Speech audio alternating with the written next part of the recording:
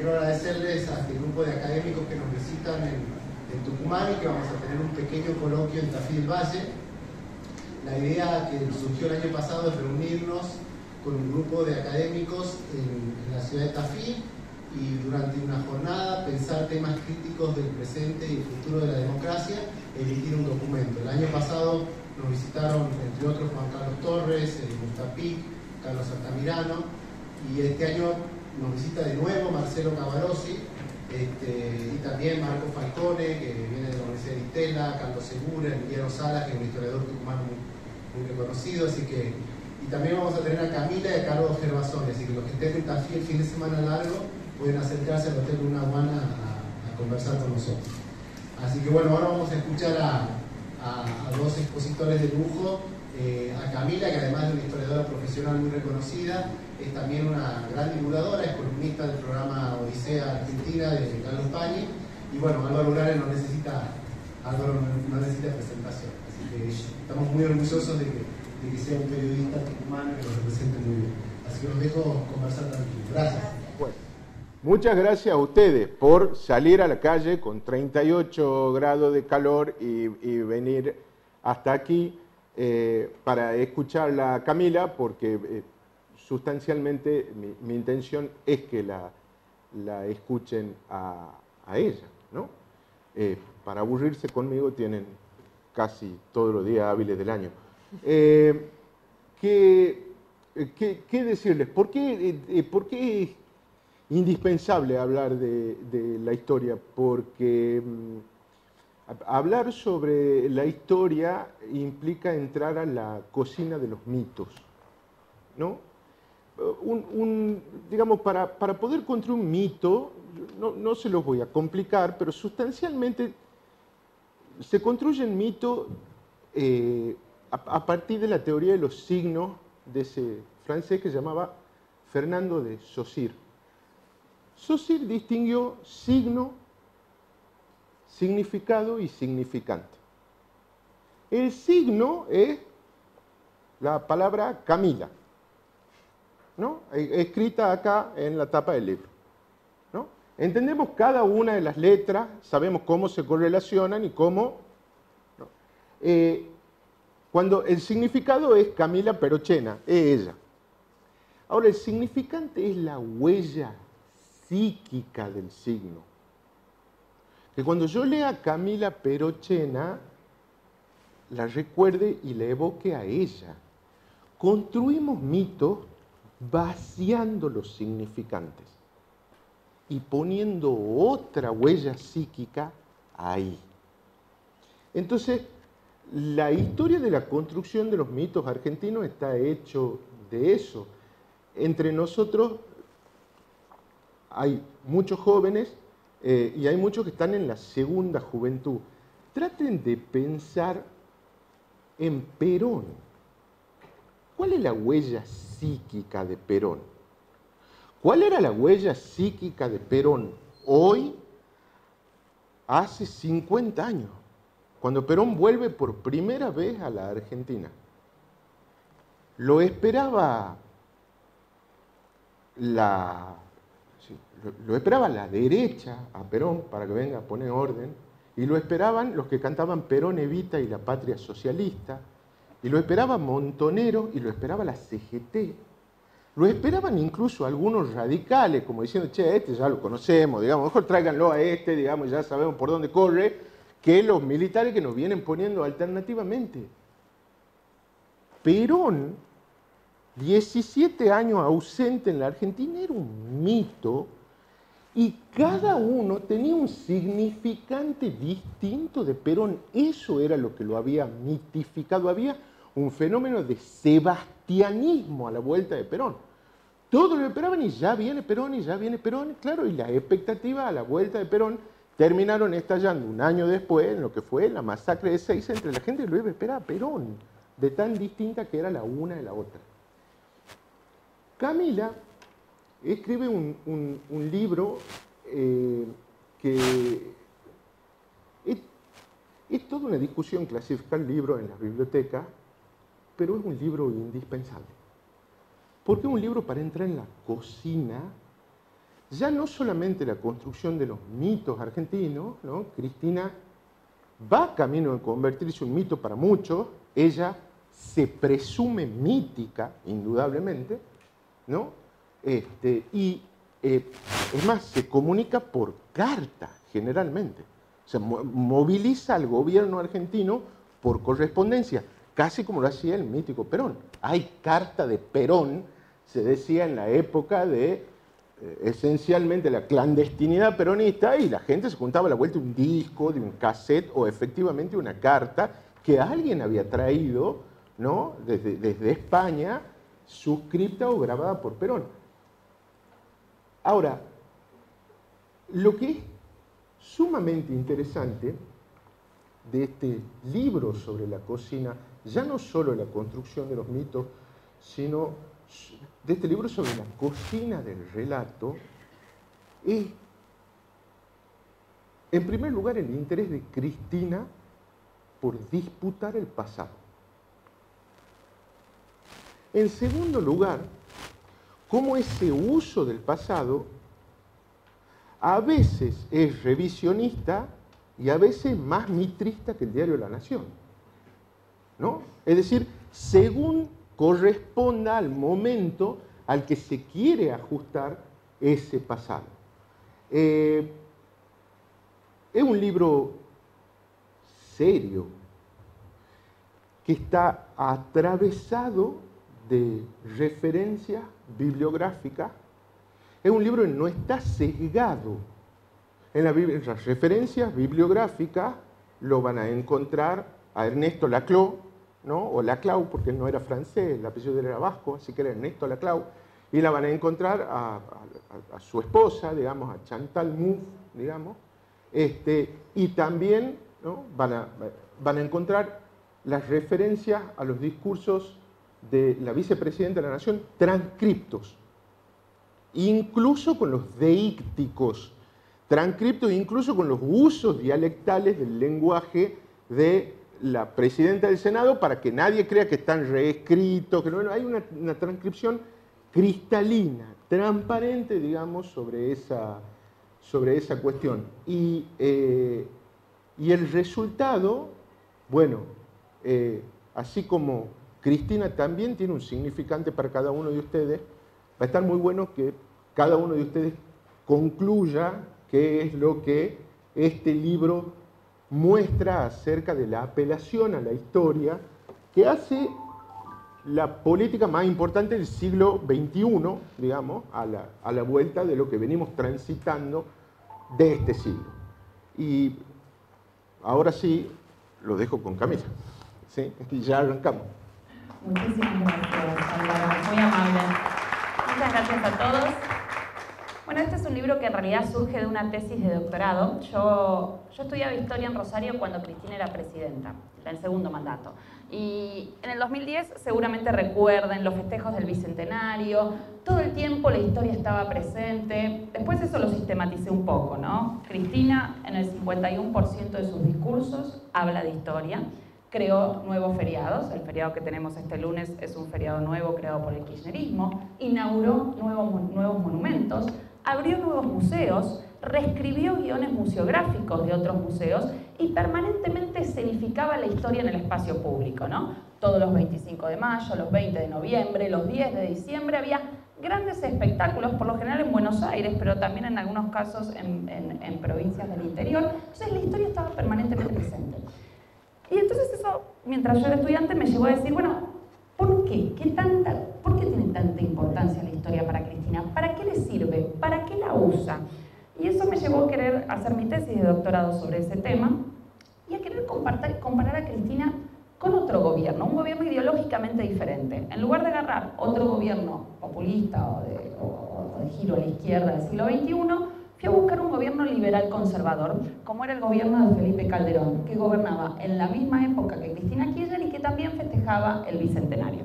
Entonces mi tesis de doctorado es una tesis donde se comparan dos gobiernos ideológicamente diferentes, donde los dos hacen usos del pasado que son muy distintos.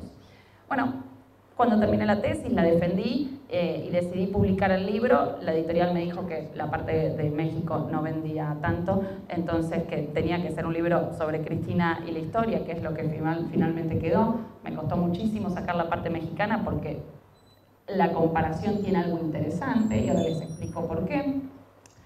Pero bueno, en este libro, Cristina y la historia, lo que yo trato de hacer es ver qué cosas dice Cristina sobre el pasado que nos ayudan a entender sus miradas sobre la política. ¿Bien? Es decir, ¿en qué sentido, si nosotros miramos lo que dice Cristina de Perón, lo que dice Cristina de Perón, lo que dice Cristina de la Revolución de Mayo, lo que dice Cristina de Rosas, lo que va a decir Cristina ahora, ¿en qué sentido eso que Cristina va a estar diciendo nos ayuda a entender cómo ella entiende la política, cómo entiende el presente y qué tipo de disputas está tratando de dar? ¿Bien? Entonces, de esa manera yo traté de sacar dos conclusiones en la tesis y en ese libro. En principio, que en Cristina hay un uso muy intensivo del pasado, es decir, hay una cuestión cuantitativa. El pasado está todo el tiempo presente. Yo diría que es, por lo menos del siglo XX y XXI, la dirigente política que más uso del pasado hizo, en términos intensivos, en términos de cantidad de veces en las que habló de historia. Pero además hay algo cualitativo en ese uso del pasado, que es un uso político del pasado polarizador. ¿Bien? ¿En qué sentido polarizador? Bueno, porque Cristina, así como en el presente, hace una política, una práctica política que uno podría denominar agonista, ¿bien? Es decir, que divide el presente entre un nosotros y un ellos, una práctica de la política que considera que el conflicto es algo irreductible, no solo algo irreductible, que hay que profundizar el conflicto para avanzar políticamente el conflicto es necesario. Entonces, así como ella está diciendo que el conflicto es necesario, esa diferencia entre un nosotros y un ellos la rastrea en el pasado. Va a buscar a esos opositores en momentos de la historia argentina con los que ella busca marcar una ruptura y va a afiliar a su propio gobierno con momentos de la historia con los que busca establecer una continuidad. ¿Bien? Entonces yo ahí trato de dividir, bueno, cuáles son los momentos con los que ella asocia al kirchnerismo y cuáles son los momentos con los que ella asocia a sus enemigos, es decir, con los que asocia a los medios de comunicación, a los sectores agroexportadores, al poder judicial, en algunos casos a los partidos políticos o a los partidos de oposición, pero yo creo que eso vino más después del 2015, ¿no? Los grandes enemigos del kirchnerismo, o por lo menos de Cristina, entre el 2008 y el 2015, eran enemigos corporativos, o los que veía como enemigos corporativos. Se incluye también en la segunda parte del gobierno los sindicatos, ¿bien? Entonces, yo lo que traté de ver es, bueno, cómo ella, cuando habla de sí misma, cuando habla de la historia y de los momentos de la historia de que le gustan, ¿qué dice de esos momentos y qué nos dicen esos momentos de lo que ella habla de sí misma? ¿Y cómo ubica a sus enemigos? ¿Cómo ubica a los otros en la historia? ¿Cuáles son los momentos que reivindica? Los momentos con los que ella dice, voy a trazar una afiliación. Esos momentos son, primero, la Revolución de Mayo. Segundo, el rosismo. Tercero, el peronismo. Cuarto, los 70, la militancia juvenil de los 70. Ahora después me meto un poquito en esos momentos. ¿Cuáles son los momentos con los que busca establecer una ruptura? Es decir, estos son los momentos con los que el kirchnerismo se diferencia y con los que asocia a sus enemigos. El momento del centenario, 1910, ¿no? La Argentina de 1910, esa es una crítica que emergió mucho, por ejemplo, en el contexto del conflicto con el campo, en el momento en el cual la mesa de enlace mostraba a la Argentina de 1910 como una época de oro, de crecimiento económico, de desarrollo del modelo agroexportador. Cristina buscó transformar y creó una imagen de esa época como un momento antidemocrático, de no distribución de la riqueza, que por momentos llegaban a cosas un poco extremas. Les pongo un ejemplo. Cuando hacía mi tesis yo fui a visitar el Museo del Bicentenario varias veces, ¿no? Porque el Museo del Bicentenario fue un museo creado por Cristina y donde todo el guión estaba supervisado por la presidenta. Y me acuerdo que en la sala donde tocaba el Museo del Bicentenario, el guía decía, bueno, en esta época la Argentina era antidemocrática, y decía cosas como, por ejemplo, bueno, no existía el derecho a trabajar, no existía el derecho, como yo les dijera, a ver fútbol, no existía. Claro, y había una serie de derechos completamente extemporáneos para la Argentina de 1910 que no existían, ¿no? Entonces, bueno, ese es uno de los momentos con los que establece una ruptura, el centenario. Segundo momento con el que establece una ruptura son los golpes militares. ¿Bien? ¿Con quién asocia los golpes militares? con dos personajes claves, el Poder Judicial, los sectores agroexportadores, pero sobre todo también los medios de comunicación. Y el tercer momento con el que establece una ruptura, la década del 90 y el neoliberalismo, con el cual está permanentemente marcando diferencias en relación a su gobierno. Entonces, Cristina arma o rearma el mapa de la historia argentina entre estos dos momentos de filiación y de ruptura, donde se asocia ella misma y asocia a sus enemigos, ¿bien? Todo esto está permanentemente nombrado. Desde el principio de su gobierno, 2007, incluso antes del conflicto con el campo, Cristina va a decir: yo voy a dar una batalla cultural, porque dar la batalla cultural es lo que te permite avanzar en el campo económico, político y social, y esa batalla cultural tiene como base reescribir la historia. Entonces ya desde ese momento ella va a decir que va a presentar una nueva historia, que no es tan nueva, porque se parece mucho a la historia que escribieron los revisionistas hacia 1930, entonces mucho de nuevo no tenía, pero desde su perspectiva ella venía a presentar una nueva historia. Es verdad que era la primera vez que el revisionismo llegaba a convertirse en una historia oficial de esa manera o con esa solidez. En el 73 había tenido algo, pero muy poquito. Entonces ella decía: vengo a reescribir la historia, y en ese reescribir la historia buscaba dar un pantallazo por toda la historia argentina, y eso es una diferencia grande con Néstor Kirchner, porque Néstor Kirchner, no sé si se acuerdan, Néstor Kirchner no hablaba del siglo XIX, le interesaba poco y nada, prefería no meterse en el siglo XIX, Rosas le daba más o menos igual. Néstor Kirchner hablaba de los 70 en adelante, y cuando él hablaba de repensar la historia y hacía un uso del pasado, hablaba de eso, de la militancia setentista, de la dictadura. Pero Cristina hacía algo mucho más ambicioso. Cristina decía que venía a refundar 200 años de historia argentina. La frase que usaba permanentemente en el 2010, en el Bicentenario, era: vengo a terminar con 200 años de frustraciones y divisiones de la historia argentina. Es decir, ella se colocaba a sí misma en una suerte de punto de llegada, ¿bien? En una suerte de punto de llegada donde todo lo que la había precedido, ¿bien?, habían sido años de divisiones y frustraciones, y el 2010 venía a significar algo así como una refundación del país. Para mostrar esa refundación, ¿qué había que hacer? Elaborar toda una narrativa de la historia argentina donde el kirchnerismo se colocara en algo así como un punto de llegada. Por eso yo en el libro digo: hay algo medio teleológico en la visión de la historia de Cristina. ¿A qué me refiero con teleológico? Teleológico, cuando se hace una historia teleológica, se piensa que la historia tiene un sentido, va hacia algún lugar, ¿no? Hegel, Marx tenían una visión teleológica de la historia, ¿no? Marx, que te decía: bueno, va a llegar el socialismo. Bueno, ¿qué hacía Cristina? También tenía una visión teleológica, ¿no? En esta idea de 200 años de fracasos y divisiones, donde el kirchnerismo se colocaba en el lugar de la refundación, hay una idea teleológica, ¿bien? Vos me interrumpís, me querés preguntar algo, porque viste que yo agarro y canto. Bien, entonces, en esta idea de reescribir los 200 años de historia, les decía, hay momentos de continuidad y momentos de ruptura.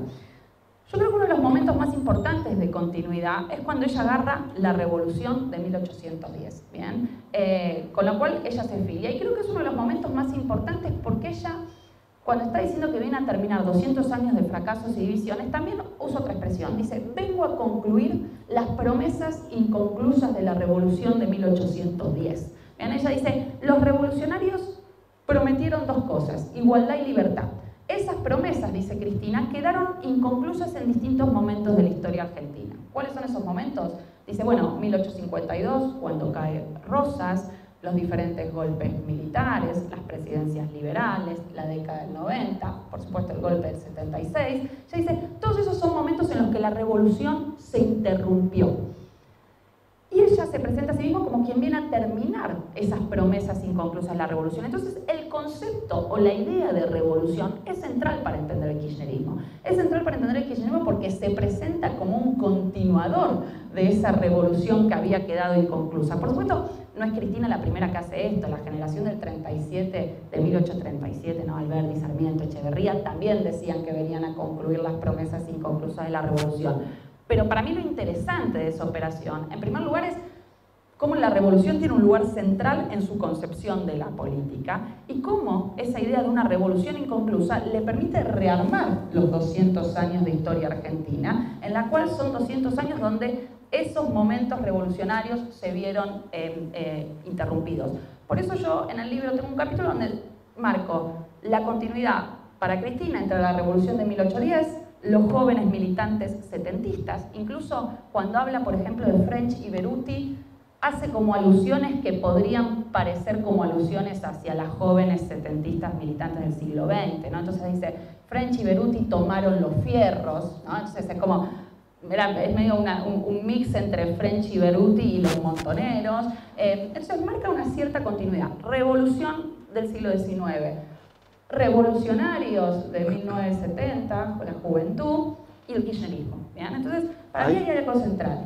Hay lo que, y justamente en ese capítulo, lo que me parece sumamente interesante lo que plantea, es que ahí no hace revisionismo. Ah, eso me había olvidado, lo dijiste vos y es muy importante. Ella toma la concepción de la revolución, no desde el revisionismo, que dice justamente, che, la revolución de Mayo no quiere independencia, quiere resguardo de los negocios del rey, que está derrocado y cautivo por el bonapartismo en Europa, ¿no? Y lo que construye Mitre, en cambio, es, de nuevo, el mito de que no, de que ahí nace una Argentina que quiere romper cadenas y abrirse, digamos.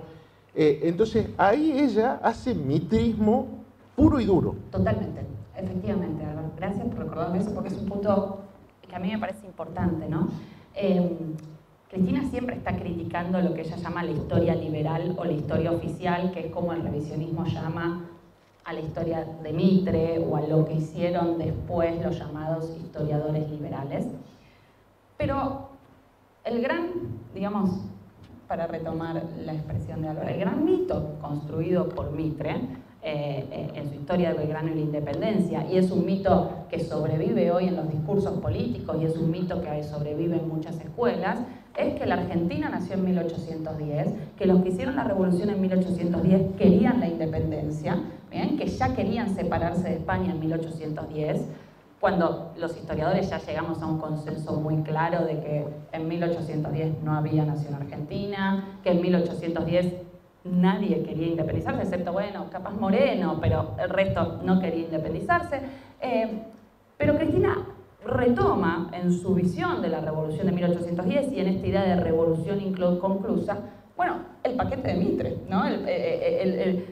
Podríamos decir, todos somos mitristas en algún punto, ¿no? Desde el punto de vista político. Entonces, efectivamente, como vos decís, es en ese momento o en ese aspecto de la revolución donde ella está marcando continuidades con el mitrismo. Ahora, cuando ella viene y dice, yo quiero construir una nueva historia, voy a dar una batalla por el pasado, ¿quién es su punta de lanza en esa batalla? ¿Quién es el personaje con el que ella va a dar esa batalla? Es Rosas, ¿bien? Ese es el personaje que ella pone en el panteón, personaje que no estaba en el panteón de héroes de la nación, ¿bien? Es un personaje que, como sabemos, dividió aguas iba a decir desde su caída, pero podría decir desde su gobierno. Rosas divide aguas entre rosistas y antirrosistas. Siempre hubo batallas por la memoria de Rosas. Rosas es el único personaje de la historia argentina a partir del cual se construye y se crea toda una tradición historiográfica que es el revisionismo. Con ningún personaje se construyó una tradición historiográfica, solo con Rosas, ¿bien? Entonces, ¿qué hace Cristina? Bueno, recupera el personaje más controversial y polémico, no solo en la historia, sino en las batallas de la memoria, y lo trae para ponerlo en el panteón, ¿bien? Ustedes me podrían decir, bueno, pero Menem ya repatrió los restos de Rosas, y ya hubo una reivindicación de Rosas con Menem. Pero para mí hay una diferencia. Cuando Menem trae los restos de Rosas, para los que no se acuerden, lo hace en 1989, 2 meses después de asumir, en el contexto de lo que era Argentina en 1989, ¿no? Digo, en ese contexto de toma de la tablada, levantamientos, cara pintadas, hiperinflación, asunción adelantada del mando, Menem trae los restos de Rosas, si no me equivoco, en octubre de 1989, pero en ese acto donde trae los restos de Rosas, sienta a Rosas y a los descendientes de sus enemigos, ¿bien? Sienta a todos en un mismo acto. Dice, yo acá pongo a Rosas y a los descendientes de Sarmiento, de Alberdi, de Mitre, los pongo a todos acá para que nos reconciliemos, para que la historia sea un puente de unión, para traerlo a Rosas y cerrar de una vez por todas esa disputa por el pasado entre unitarios y federales, ¿no? Cristina no trae a Rosas para reconciliar. Cristina, al contrario, trae a Rosas con otro objetivo, para polarizar, para abrir la batalla por el pasado, no para cerrarla. Va de la mano con esta concepción agonista o populista, si quieren, en la cual lo que hay que hacer es radicalizar el conflicto, aumentar las divisiones. Y Rosas viene como anillo al dedo a eso. Y se crea un feriado por Rosas, se hace un monumento en la Vuelta Obligado. Yo no sé si ustedes recuerdan los actos del 20 de noviembre, pero son actos que visualmente, si no, cuando vuelvan a sus casas, si tienen ganas, obvio, búsquenlos en YouTube. Son actos visualmente muy increíbles, porque, bueno, después si quieren hablo de eso, pero todos los actos del kirchnerismo están cuidadosamente diseñados estéticamente. ¿Qué mostrar? ¿Cómo se va a ver la imagen? ¿Cómo emocionar? ¿A qué voy a apelar para que la gente se indigne cuando se tenga que indignar y se emocione cuando se tenga que emocionar?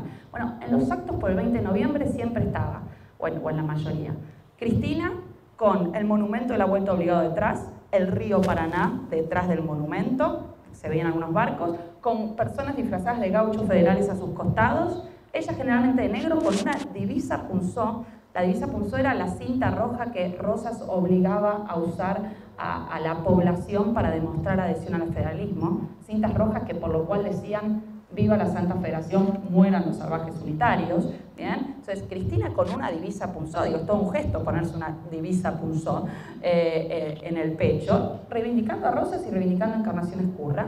Y mientras Cristina habla en esos actos, va atardeciendo detrás, se va escondiendo el sol en el río, al mismo tiempo se van encendiendo las luces y como unos fuegos a los costados que salen del monumento. Entonces es todo un acto que está cuidadosamente pensado para que, bueno, para transmitir lo que Javier Grossman, el que armaba los actos del kirchnerismo, decía la triple E, un relato épico, ético y estético. Yo quiero que la gente que esté escuchando a Cristina en ese momento, y la que debe estar escuchando a Cristina en este momento, que me imagino que Grossman debió haber armado también este acto que está en este momento sucediendo en el Estadio Único de La Plata, son actos que están pensados para transmitir emociones, para apelar a la emoción de quien lo está mirando, ¿no? Entonces, con Rosas hubo todo un despliegue en ese sentido, que a mí me parece súper importante, ¿bien? Ahora, con el rosismo, a diferencia que con la Revolución de Mayo, Cristina va a ir incluso más allá del revisionismo. Vos recordás, ¿no? Vas a hacer una síntesis sobre lo que fue la famosa batalla por la Vuelta de Obligado. El rosismo había intervenido en asuntos internos de la política uruguaya porque muchos antirrosistas estaban asilados en Uruguay.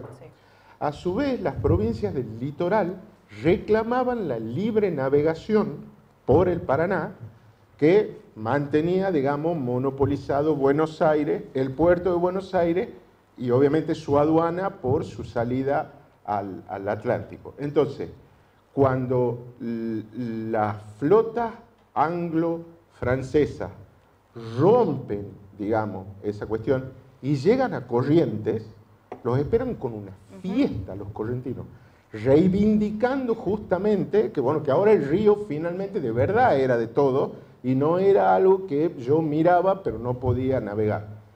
El relato de Cristina va a convertir a la batalla de la Vuelta de Obligado en algo completamente distinto, en un invasor gratuito que venía, digamos, a surcar, digamos, el Paraná, y en un grupo de jóvenes patriotas que los enfrentaron. La batalla de la Vuelta Obligado murieron 7 enemigos, 7 tripulantes anglo-franceses y 200 argentinos, ¿no? Y entonces, pero ella... Y fue una derrota. Claro, ella va a dar una visión radicalmente distinta de eso para hacer que lo que fue una derrota del centralismo porteño se convirtiera en una gesta nacional, popular, federal y argentina. Exacto, buenísimo punto. Otra cosa que me había olvidado decir y que es importante porque es el feriado que nos convoca este fin de semana. Firmo al pie de todo lo que dijo Álvaro recién. Cristina, bueno, siempre cuando un político usa la historia, la moldea, ¿no? Como si fuera una suerte de arcilla, moldear el pasado en función del presente. Uno no le puede pedir a un político que sea un historiador, obviamente, ¿no? Yo no pretendo que Cristina sea historiográficamente correcta y que esté actualizada, ¿no? Por supuesto que no. Ahora, sí lo que a mí me interesa es ver, bueno, ¿en qué sentido lo moldea? ¿En qué transformó a Rosas Cristina para verse ella en ese espejo de Rosas? Y Cristina transformó a Rosas en tres cosas: en un defensor de una soberanía nacional, en un industrialista y en un federal. Tres cosas que uno podría decir son controvertidas, ¿no? Voy a empezar por lo de federal. Rosas, decían sus enemigos, era el más unitario de los federales, ¿no? Rosas era gobernador de la provincia de Buenos Aires, se negaba a convocar un congreso constituyente porque no quería repartir los recursos de la aduana y porque sin repartir los recursos de la aduana era el gobernador más poderoso, era el gobernador más rico, no tenía necesidad, y esa riqueza que tenía por los ingresos del puerto de Buenos Aires le permitían mantener controlados al resto de los gobernadores de las provincias con transferencias, ¿no? Entonces, en ese sentido, uno podría decir, bueno, el federalismo de Rosas era federal para la provincia de Buenos Aires, no federal entendido como autonomía e igualdad de todas las provincias. Además, Cristina transforma a Rosas en un industrialista. Dice algo así como que en 1852, acá, o sea, en la batalla de Caseros, que lo derroca a Rosas, Cristina dice, acá ganaron, mientras que en el norte de Estados Unidos, en la guerra civil, ganan los industrialistas, gana el norte, dice, acá, en nuestra guerra civil, en 1852, ganan los agroexportadores. Lo cual es, primero, tanto Rosas como Kiss eran los dos federales, pero además Rosas estaba lejos de ser un industrialista, ¿bien? No había ningún tipo de desarrollo mínimo industrial en 1852 en la provincia de Buenos Aires, había algunas pocas artesanías capaz, pero estaba lejos de ser un proceso de industrialización. Pero además, y para mí esto es lo más controversial, al crear un feriado por la soberanía nacional, igual esto es algo que no inventa Cristina, lo retoma del revisionismo histórico, Cristina está transformando a Rosas en un defensor de una soberanía nacional que todavía no existía, porque en la nación podía existir la identidad de nación argentina, que está muy discutido, pero que ya hay varios historiadores que dicen, bueno, había algún tipo de sentimiento nacional argentino, pero no había un Estado unificado. Esa soberanía nacional no estaba materializada en instituciones. No teníamos constitución, no había un presidente, no había un poder legislativo, no había una capital federal y no la va a haber por mucho tiempo. Entonces, ¿qué tipo de soberanía nacional se está defendiendo en vuelta obligado? Como vos bien dijiste, Álvaro, no todas las provincias estaban de acuerdo con que no se convocara un congreso constituyente. Al crear un feriado por la soberanía nacional, hay toda una operación de memoria, ¿no? En donde se transforma a Rosas en una suerte de nacionalista que podría ser discutido desde un punto de vista historiográfico, pero que sin embargo es una operación muy exitosa de memoria. Digo, seguramente se acuerdan de todo el ritual que hubo cuando se llevó el sable de San Martín al Museo Histórico Nacional, ese sable de San Martín donde más que reivindicar a Alfonsín, bueno, ya estoy con la cosa ochentosa, en donde más que reivindicar a San Martín lo que se hacía era decir, este es el sable que San Martín le dio a Rosas, o sea, parecía más protagonista Rosas de ese ritual que San Martín por su sable, sí, estoy alfonsinista. Entonces, y además, los historiadores liberales le habían ocultado ese sable durante 200 años a los argentinos. Efectivamente, estaba así. El sable materializaba la mentira. Esa idea de ocultamiento de la historia, ¿no? Porque ahí en el kirchnerismo y en el revisionismo histórico es muy fuerte la expresión historia falsificada, ¿no? La idea de que durante 200 años se falsificó la historia y la verdadera historia ahora pasaba al gobierno. Uno podrá decir, bueno, pero ¿qué importa todo eso? Yo me acuerdo que una vez un politólogo me dijo algo así, ¿qué me importa lo que dice Rosas, de Cristina de Rosas? Importa porque eso es una forma de hacer política y te ayuda a entender la política. Y porque esa narrativa que construyó Cristina es una narrativa que fue muy exitosa. Y es una narrativa que a Cristina le permite hoy seguir movilizando gente a la acción. Digo, es una narrativa que logró constituir una identidad política. Ustedes miran, bueno, no es mayoritaria. No importa qué porcentaje tiene, es una identidad política intensa, cohesionada, con mucha capacidad de movilización. Y agrego, porque se desprende la lectura de tu libro, que también le permite explicar las derrotas, ¿no? El libro recuerda que así como esa derrota es mitificada, lo es también el éxodo jujeño, ¿no? Es decir, el éxodo jujeño de Belgrano, que claro que es una gesta, que claro que es un enorme sacrificio del pueblo jujeño, pero una derrota. Es una derrota frente al ejército de Pío Tristán. Entonces, ella empieza a construir una idea general, ¿no?, de que a nosotros nos han falseado la historia, que con esa historia falseada nos han derrotado culturalmente, y un pueblo derrotado culturalmente es más fácil de vencer.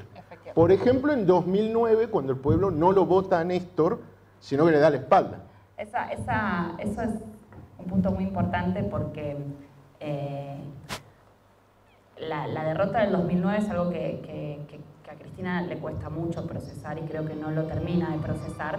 Y si ustedes leyeran, agarran Sinceramente, en Sinceramente hay un párrafo donde Cristina recuerda esa derrota y dice algo así como, no entiendo, me preguntaba en ese momento a qué tipo de pueblo yo estaba gobernando, que antes que votar a Néstor Kirchner, votan a alguien que decía Ali Alicate por de Narváez en la televisión.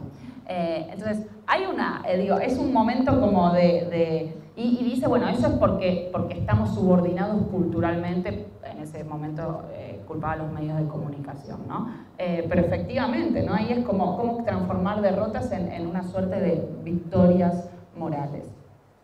Pero después viene el peronismo, y de acá voy a ver qué está diciendo Cristina hoy, porque siempre las memorias sobre el peronismo, si bien obvio que hay una afiliación entre el kirchnerismo y el peronismo, la relación con el peronismo es mucho más tensa que la relación con el siglo XIX. Las representaciones del pasado que Cristina tiene sobre Perón y sobre Eva van cambiando.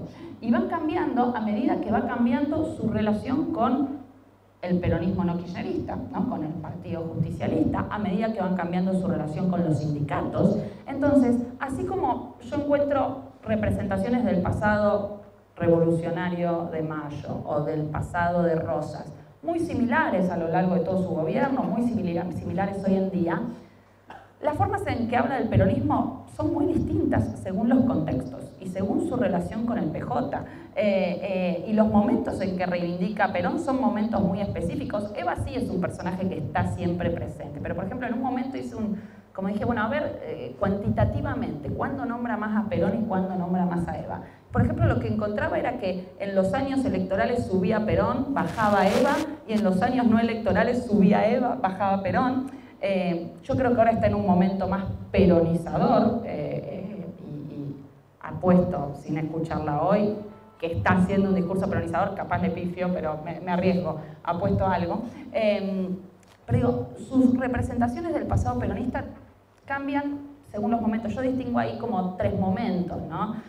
El kirchnerismo antes del 2008, antes de la crisis con el campo, que es el momento transversal, que es el momento más de Néstor Kirchner abriendo el kirchnerismo a otros sectores, a movimientos sociales. A Cobos.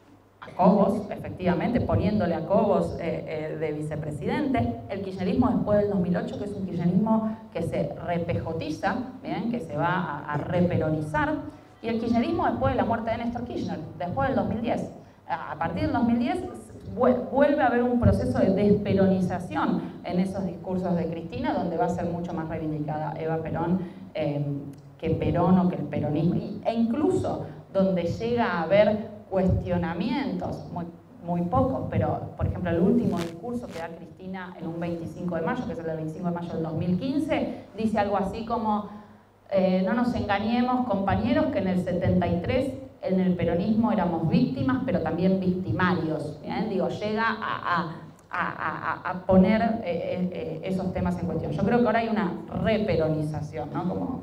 Lo que también señalás en un cotejo realmente revelador en el libro es que Néstor tiende a considerarse más bien un continuador del peronismo, ¿no?, o lo que sea que él interpreta que es el peronismo en múltiples facetas, mientras que Cristina se considera el kirchnerismo una etapa superior, ¿no? Una etapa superadora del peronismo. Sí. ¿No? El famoso, no sé, volvemos mejores. No, sí, de hecho, yo creo que para Cristina la identidad kirchnerista es una identidad diferente al peronismo y como vos decís, se ve como superadora del peronismo. De hecho, en muchos discursos dice algo así como, bueno, el peronismo es algo inerte, hay que cambiarlo, ¿bien? Entonces, en eso era mucho más iconoclasta que Néstor Kirchner, ¿no?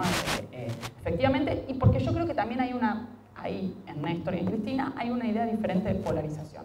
Néstor Kirchner polarizaba, esto es una hipótesis no mía, sino de los politólogos Novaro, Bombeck y Cherny, que tienen un libro que se llama Los límites de la voluntad, y en ese libro ellos dicen, Néstor Kirchner polarizaba, pero polarizaba para en algún momento negociar. Iba al conflicto, pero sabiendo que ese conflicto era un medio para llegar a un fin, que en algún momento se negociaba, era para sacar una tajada mejor.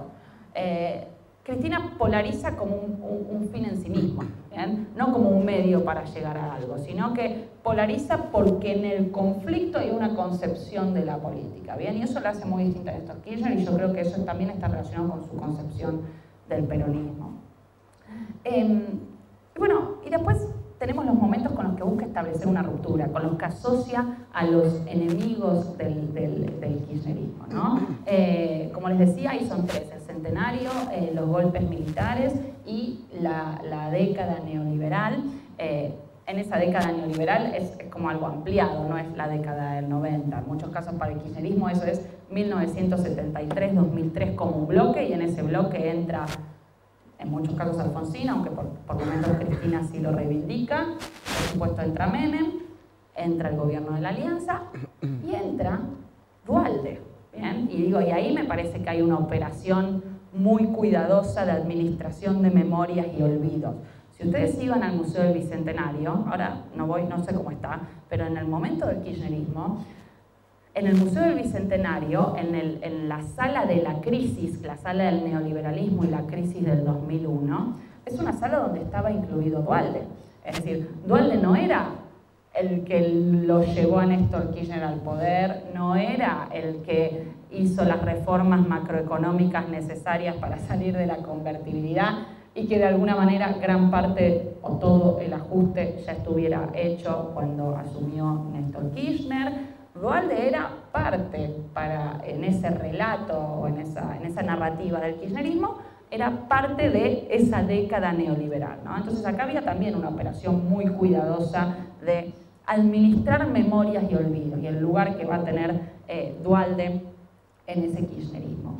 Y todas estas asociaciones de asociar a los medios de comunicación y al Poder Judicial con los golpes militares, una cosa que yo encuentro es que esos enemigos o esas asociaciones no se refieren generalmente a personajes de la historia. Cristina sí habla, cuando habla positivamente, habla de Belgrano, habla de Eva, habla de Rosas, habla de Perón. Cuando se refiere a sus enemigos, habla de fuerzas colectivas, ¿no? Y eso yo creo que está bastante relacionado con...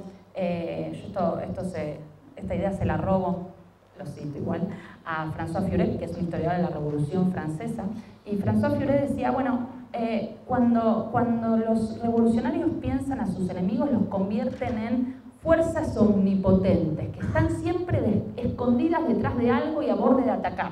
Está la amenaza ahí permanente, te puede aparecer, ¿no? Entonces, cuando Cristina habla de sus adversarios políticos, después del 2015 es distinto porque aparece Macri, ¿no? Entonces ahí cambia la cosa. Yo acá estoy hablando hasta el 2015. Me parece que ahora hay una operación un poco distinta. Sigue estando lo de las fuerzas colectivas que están amenazando permanentemente la democracia, pero también está Macri. Entonces ahí es distinto. Pero bueno, lo que yo trato de mostrar en el libro es cómo esas fuerzas colectivas aparecen permanentemente, y no solo en los discursos, también en los rituales, también en el Bicentenario. Por ejemplo, en una de las carrozas del Bicentenario, las escenas del Bicentenario del desfile, había una que se llamaba Golpes Militares y Democracia. En esa escena había colgados de una grúa gigantes una constitución, una urna y una balanza de la justicia. En un momento, la carroza avanzaba, se prendían fuegos la Constitución y la urna, ¿no? Ese fuego representaban los golpes militares. Pero no se prendía fuego la balanza de la justicia, ¿no? Y Cristina explícitamente lo decía, que ella intervino en ese guión del museo, del desfile, y dijo: la justicia no se tiene que prender fuego porque son cómplices de las dictaduras, ¿no? Y de los golpes de Estado. Entonces, toda esta narrativa y esta búsqueda de enemigos también se escenificaba, ¿bien? Y se escenificaba, por ejemplo, en el desfile del Bicentenario. Agrego ahí también que ella se presenta, y ya digamos en la construcción de su historia del tiempo reciente, ¿no? Ella se presenta como una líder amenazada. Y esa líder amenazada, así como Duhalde no es el que prohija a Néstor, Cobos no es un error. No es un error de Cálvaro, sino que ella, es decir, Néstor y Alberto Fernández, veían que ella estaba amenazada, que la iban a querer derrocar, y entonces deciden ponerlo a Cobos, explica ella, sí, ¿no? Porque el peronismo no iba a querer que quede un radical de presidente, entonces tener un radical debajo era la garantía de que a ella no la iban a derrocar. Entonces, ella es una guerrera memorial amenazada, ¿no? Todo el tiempo, ¿no? Efectivamente, y creo que eso le da también potencia política a la narrativa, ¿no? Digo, la idea de una amenaza permanente permite consolidar esta división entre nosotros y ellos, permite, lleva a una movilización a la acción, es decir, la idea de batalla cultural, de batalla política, es lo que lleva a movilizarse a la acción, digo, y lo vemos permanentemente en el kirchnerismo, esa capacidad de movilización frente a una líder amenazada, totalmente, efectivamente. Y después hay un punto que trabajo en el libro, ya hacia el final, que son las memorias incómodas. Y para mí la memoria más incómoda para el kirchnerismo es la Guerra de Malvinas. La Guerra de Malvinas en realidad es una memoria incómoda para la sociedad argentina, para todos nosotros es una memoria incómoda, y es una memoria incómoda por muchos motivos. En primer lugar, porque es una guerra llevada adelante por una dictadura. En segundo lugar, porque es una derrota que permitió la transición a la democracia que tuvimos. No hubiésemos tenido una transición a la democracia donde se juzgaron a los militares si no hubiese habido una derrota como en la Guerra de Malvinas. Capaz nuestra transición se hubiese parecido mucho más a la de Chile, a la de Uruguay o a la de Brasil, ¿no? Donde no hubo justicia transicional. Entonces, en tercer lugar, porque es una causa justa. Bueno, efectivamente, porque el kirchnerismo reivindica o ve a Malvinas como una causa justa. Entonces, ¿cómo hacen para no criticar la guerra, levantar la causa y al mismo tiempo, perdón, y otro punto más, porque Malvinas es una guerra donde lucharon, quienes fueron a luchar, muchos eran soldados conscriptos, pero muchos eran militares que habían violado derechos humanos acá y que tienen denuncias de torturas con soldados conscriptos en las propias islas, algunos de esos militares. Entonces, todo eso hace de la memoria de Malvinas una memoria sumamente incómoda para cualquier presidente postdemocrático, ¿no? Alfonsín lo incomodaba Malvinas, Alfonsín se lo acusaba de desmalvinizador porque no tenía un discurso nacionalista sobre Malvinas, era uno de los pocos que no había apoyado la guerra, no va a ser un discurso nacionalista sobre Malvinas. Sin embargo, en el 87, cuando se le levantan los carapintadas, Alfonsín tiene que malvinizar su discurso sobre Malvinas. Va por primera vez a hablar de los héroes que estuvieron de Malvinas. Esa es la parte del discurso de la Casa en Orden que por ahí no se recuerda tanto, ¿no? Pero dice algo así como: quienes se levantaron son también héroes de Malvinas. Alfonsín nunca hablaba así. Entonces, eso muestra que para todos es una memoria incómoda. ¿Cómo la resolvía el kirchnerismo? Néstor Kirchner la resolvía de una manera muy patagónica, diría yo. ¿En qué sentido? Néstor Kirchner decía, Malvinas, tenía una memoria bien nacionalista de Malvinas. ¿Ven? En eso, para Kirchner no había contradicción. Kirchner decía, Malvinas es una gesta y hay que recordar a todos, a los soldados conscriptos y a los no conscriptos. Todos son héroes de Malvinas, decía Néstor. A Cristina esto no le resultaba tan cómodo. Entonces lo que yo traté de ver es, bueno, ¿cómo hace para resolver esas contradicciones que tiene Malvinas? Y lo que hace Cristina es algo muy similar a lo que hace con el discurso sobre la historia, es disolver la historia de Malvinas en 200 años de historia argentina. Entonces, hace un museo de Malvinas en la ESMA, en la ex-ESMA, que uno diría, bueno, si es un museo de Malvinas en la ex-ESMA, tendría que ser como un museo de la guerra.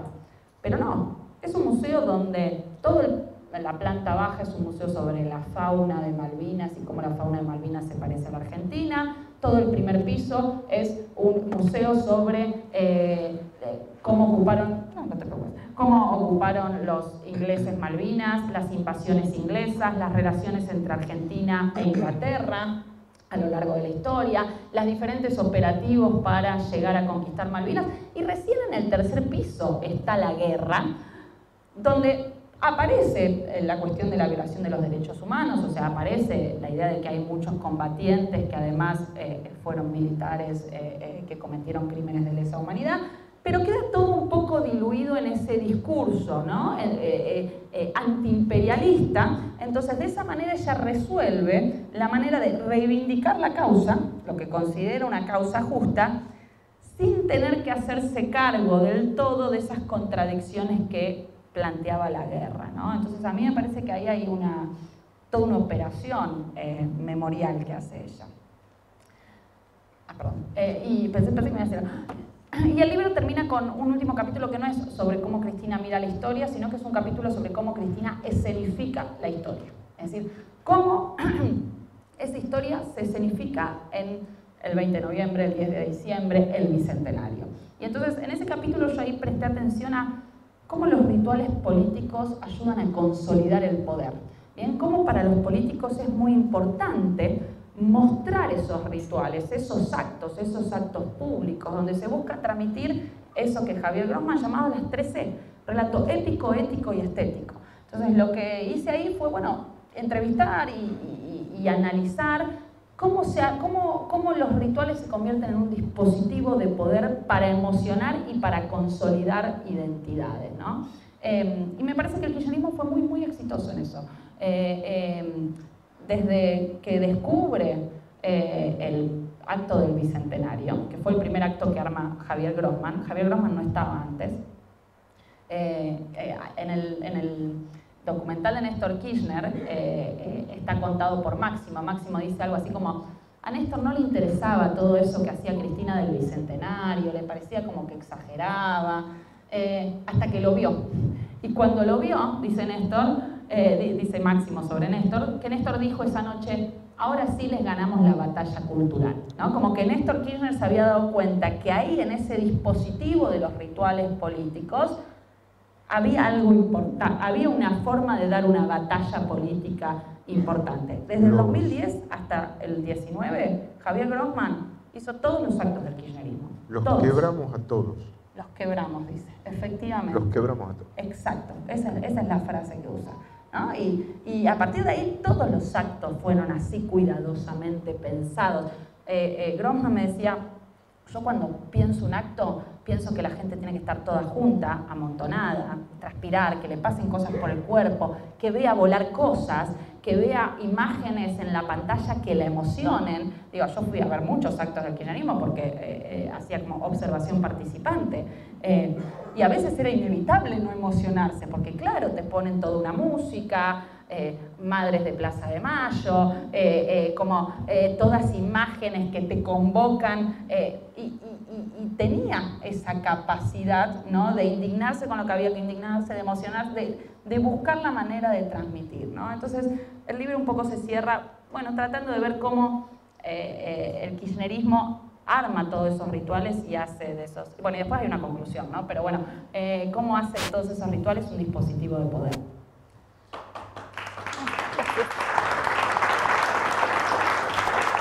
Muchas gracias. Bueno, vamos a abrir por unos minutos espacio a preguntas. Sí, ya les pasamos los micrófonos. Bienvenido sea. Sí les ruego que sean preguntas y no mini disertación, ¿no? O sea, Camila, tal cosa, ¿no? Y no una exégesis, digamos, propia que termine en o no, ¿no? Porque, bueno, ahora paso el micrófono. El comentario y la pregunta. Por favor. En el momento que vos estabas hablando de qué estará diciendo Cristina, me permití 10 segundos de la narración más. A ver. En el momento que ella empezaba la discusión, por no ser una falta de respeto, lo pagué. La solapa decía, siempre se intentó proscribir al peronismo. Ahí va. Bueno, la pregunta es... Tenía razón, peronizó. Sí, la pregunta es, ¿este neo-peronismo va al kirchnerismo? Sí. ¿Es la herramienta que ella necesita ahora, cuando ellos tienen las elecciones perdidas el año que viene, usar eso para poder potenciar 2023?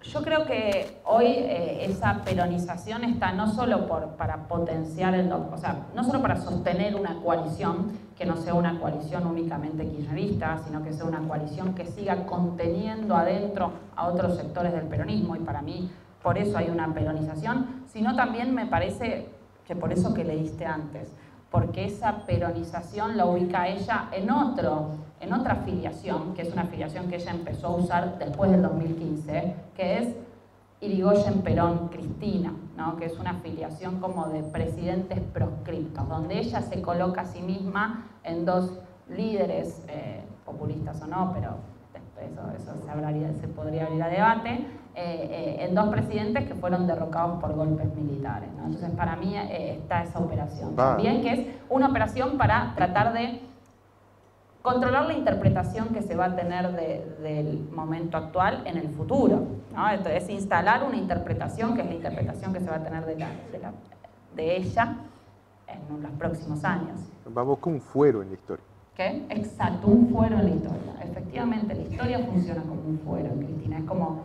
es eso, lo dijiste perfecto.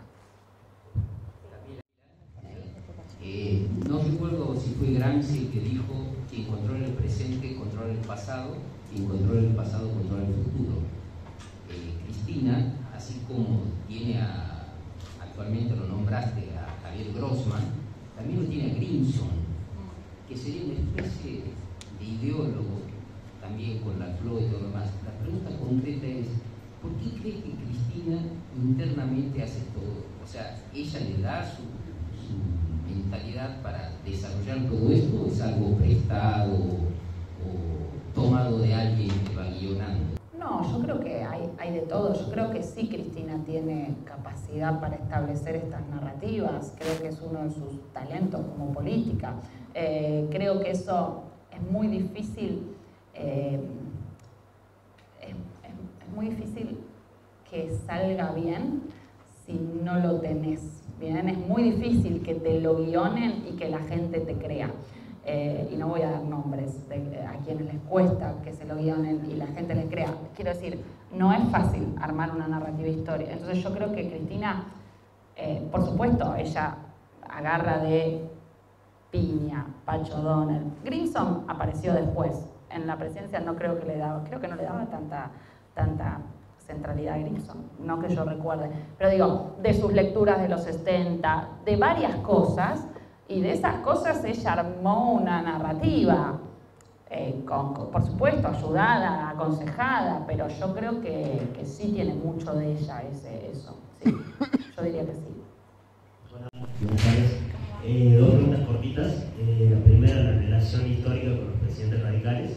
Y la segunda, la relación con Lula y la idea de la patria grande, UNASUR, etc.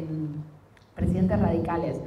Cristina, y eso es algo que el peronismo ya venía haciendo, se filia no solo con Perón, sino también con Irigoyen. O sea, Irigoyen es central en el discurso kirchnerista, pero a Irigoyen lo peroniza. O sea, lo que ella dice Irigoyen es que es un antecedente de Perón, no el padre del radical. Y de hecho usa a Irigoyen para marcar las diferencias entre el radicalismo originario y el radicalismo de la década del 2001, ¿no? Entonces, permanentemente Irigoyen lo usa para eso. Alfonsín, ¿qué pasa con Alfonsín? Alfonsín lo reivindica Cristina y lo reivindica después de que Néstor lo haya negado en el discurso del 2004 de la ex-ESMA, cuando dice nunca el Estado pidió perdón.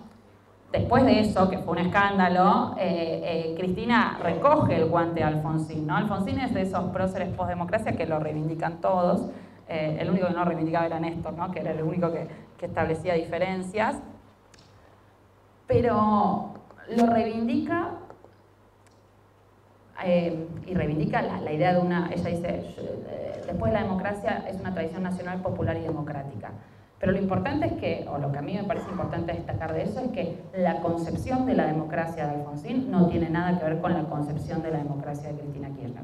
Lo que para Alfonsín da legitimidad a una democracia no es lo que para Cristina Kirchner da legitimidad a una democracia. Tienen dos ideas de legitimidad democrática muy diferentes. Entonces, reivindica a Alfonsín, pero en esa reivindicación de Alfonsín no hay una reivindicación de su concepción de la democracia, ni de su concepción del pasado. La concepción del pasado de Alfonsín es muy distinta a la de Cristina, ¿no? Entonces, hay una reivindicación de Alfonsín como estatua, ¿no? Como figura, el busto. Okay, está el busto de Alfonsín, trajo la democracia. Ahora, esa democracia que trajo Alfonsín para Cristina no es la legitimidad democrática que ella defiende. Buenas noches, Camila, bienvenida a Tucumán, un gusto estar acá. Anoche lo compré el libro, me quedé hasta las 3 de la mañana leyéndolo y la verdad es que me gustó, siempre me gusta aquello que apunta sobre todo a hacer pensar y a reflexionar. Sobre el libro voy a hablar y sobre el libro es la pregunta. Comienza el libro recordando la frase de Fidel Castro que dio con respecto a su alegato en el asalto a la Moncada: la historia me absorberá. En realidad, en el alegato, según investigué, no figura la frase "la historia me absorberá". Esa frase la escribe él estando preso, tuvo 22 días preso, y lo absorbió gracias a su suegro, que era funcionario de Batista. Y de esa manera él después le agrega lo otro. Él lo que dijo concretamente es: la historia tendrá la última palabra. Bueno, eso es un detalle. Esta aclaración, vamos a lo siguiente. Leí el libro y realmente me interesó mucho el hecho de la defensa que hace de Menem, concretamente comparándolo con Cristina, en cuanto a que Menem buscaba la unión y Cristina evidentemente en ese agonismo busca la confrontación. Y yo deduje lo siguiente, pasaba como ejemplo en el libro, vuelvo a insistir en el libro porque lo he leído y lo invito a todos que lo compren, que es muy interesante, lo lean. Y ahí dice que Menem, por ejemplo, le dio un beso a Isaac Roca, Menem lo repartió a Rosas, y Menem también tuvo otras actitudes con respecto a buscar una unión. Sarmiento y Rosa terminan con antagonismo. Yo digo, la pregunta que me hago, un expresidente que para el cáncer, ¿cómo hace para que hoy aparezca como un conciliador o que buscaba la unión cuando al final de su gobierno, su administración, quedó el país prácticamente desmantelado? Y una pregunta, no sé si vos sabías, Camila, disculpa que te tutee, sos joven y me gusta tu fuerza, tu inquietud, tu empuje para hablar, tu dinamismo. Si sabías por qué Isaac Roca no bombardeó la cañonera paraguaya donde estaba Perón y le perdonó la vida. Bueno, la pregunta concreta es cómo se hace para conciliar ese espíritu de unión, dejando a un país prácticamente al borde de la quiebra y muy desunido económicamente. Porque pueden estar las dos cosas, es decir, Menem, primero, todas las expresiones de Menem en relación con la reconciliación y la unión, y en relación con el pasado, son más que nada de los primeros 2 años de gobierno. Después Menem deja de hablar de historia, que bueno, tendría que hacer un análisis más detallado de todos sus discursos, pero la historia después del 91-92 ya casi no está presente. En el 95, por ejemplo, se cumplen 50 años en el gobierno de Menem del 17 de octubre, y Menem no hace nada, no hay nada ahí, no hay nada en la plaza, se va a Bariloche, está en una cumbre de las Américas, que haga algo en Bariloche, hace una pequeña mención, eso por un lado, ¿no? El lugar que tiene la historia en Menem, porque en realidad lo que tiene importancia para Menem no es tanto la historia, sino el olvido. Lo que hay en Menem es lo que se podría llamar desde algunas perspectivas historiográficas un uso productivo del olvido. Es una forma, frente a la idea de deber memorial que hay en el kirchnerismo, de deber de memoria, hay que recordar para no repetir, y por eso reivindica el deber de memoria en relación con la dictadura. En Menem hay, más que nada, es una mirada más utilitarista, es un uso productivo del olvido. Tenemos que olvidar para poder reconciliarnos. Eso, que es una concepción de la política. Filosofía de John Beta. ¿Qué? John Beta, la filosofía utilitarista. Sí, efectivamente. Más que deontológico, es utilitarista. Eso es compatible con que te vaya muy mal en tu gobierno y es compatible con que termines en una crisis económica e incluso es compatible con que llames a la reconciliación y al olvido y eso no te funcione como le pasó a Menem. Digo, Menem llamó al olvido, funcionó hasta el, yo diría, 95-96. 95-96 hay una explosión memorial en la Argentina. Los organismos de derechos humanos no es que se habían desactivado, pero van a empezar a tener mucha más presencia pública nuevamente y la memoria va a empezar a emerger nuevamente y a estar en debate. Entonces, frente a la idea de Menem de uso productivo del olvido, la sociedad civil argentina, que es una sociedad con una cultura histórica muy profunda, le va a decir no. No solo la sociedad civil, digo, pasan muchas cosas en el 96, ¿no? Se cumplen 20 años de la dictadura y Silingo, no me acuerdo si en el 95 o por ahí, hace sus declaraciones sobre los vuelos de la muerte que generan toda una reactivación memorial. Entonces, Menem puede llamar a la reconciliación y que no le funcione, y Menem puede llamar a la reconciliación y al mismo tiempo tener crisis económicas, ¿no? Yo diría que no son cosas incompatibles ambas variables. Se pueden dar las dos y de hecho se dieron las dos como bien vos marcás. Perdón, Menem le tocó la mano a la reina también. ¿Qué? Menem le tocó la mano a la reina Isabel. La reina Isabel. Bueno, sí, hay toda una nueva mirada sobre Malvinas, una nueva actitud hacia los isleños de Malvinas con Guido Itela, sí, hay muchos cambios muy distintos. Digo, esa idea de reconciliación también es una idea de reconciliación que se traslada a la política exterior, totalmente.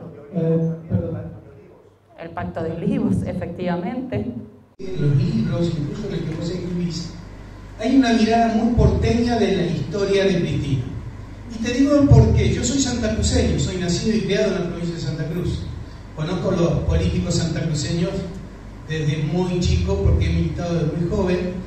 Y la característica que vos marcás de Néstor, de que primero golpea y después negocia, esa característica es una característica patagónica.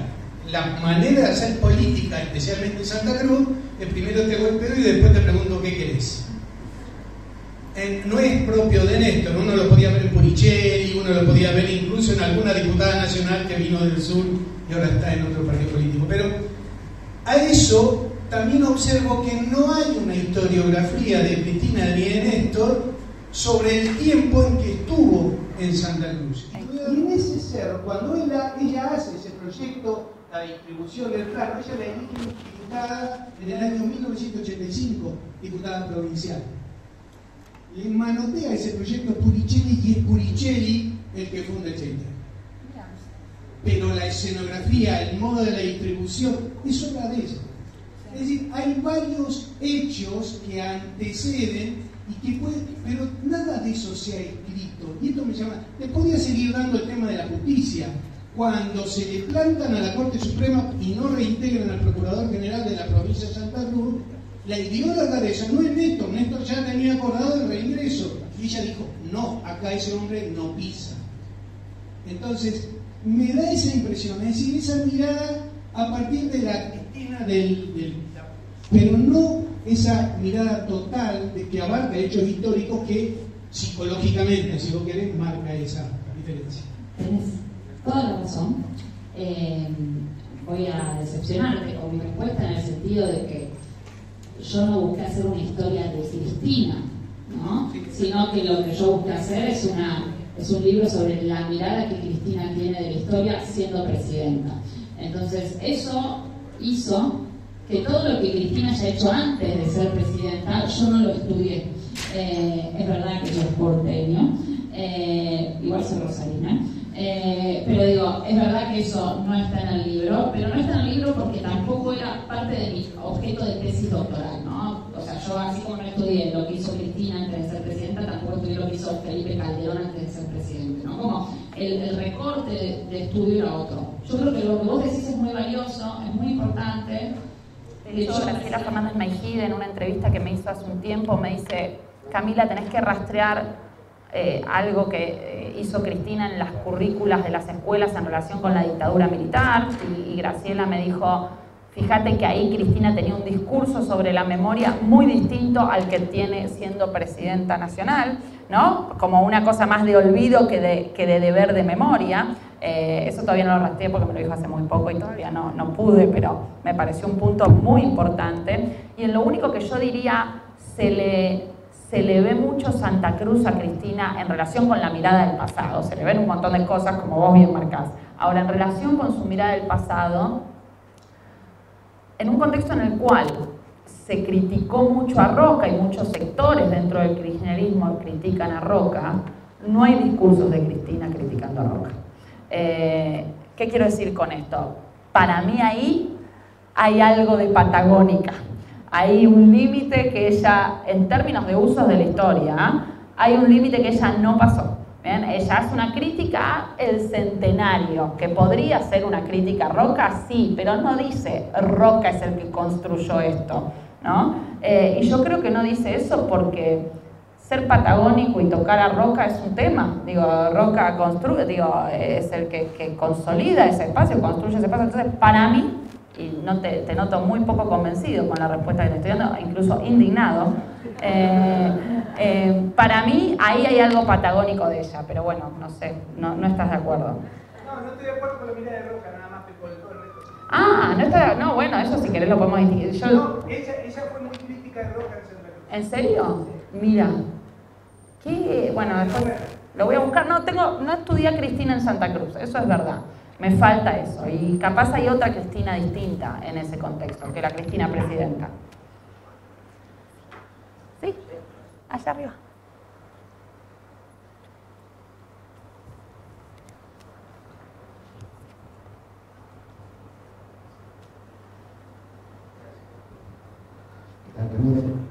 Hola, gracias. Gusto de tenerte acá. No, yo casualmente iba a preguntarte de Roca, pero con respecto a Roca, el tema de que está Cristina o de que estuvo ella, se abrió, es como que le abrió la puerta a que a Roca lo eliminen o lo quiten de la historia. Y eso le quería preguntar también, quizás ya no lo dijo públicamente, pero dejó hacer quizás, o cómo lo ves así. Y además el tema de Cristina y el tema mapuche, que a raíz de que ella surgió también, esta gente empezó a pulgar cuando antes no se lo veía. Sí, yo creo que eso es algo que trasciende a Cristina y que eso es algo del contexto internacional. Digo, en la década del 90, los tratados internacionales relacionados con los derechos de las comunidades indígenas a la tierra van a ser tratados que van a estar dando vuelta, que acá se incluye en la Constitución del 94. Hay todo un movimiento de políticas de identidad en toda América Latina, desde la segunda mitad del 90, digo, acá por ejemplo, no sé, el otro día leía un antropólogo que estudia tema mapuche y él decía lo importante que había sido el levantamiento del Ejército Zapatista de Liberación Nacional en 1994 en México para reactivar a las comunidades indígenas y a los movimientos indigenistas acá en Argentina. Entonces, esto es algo que recontra trasciende a Cristina, la cuestión mapuche, porque es una cosa, un espíritu de época, diría yo, ¿no? Y está muy relacionado por lo que decía este antropólogo, yo no soy especialista en movimientos indigenistas, ¿no? Con el levantamiento del 94 del EZLN, que va a generar todo un movimiento indigenista a nivel latinoamericano.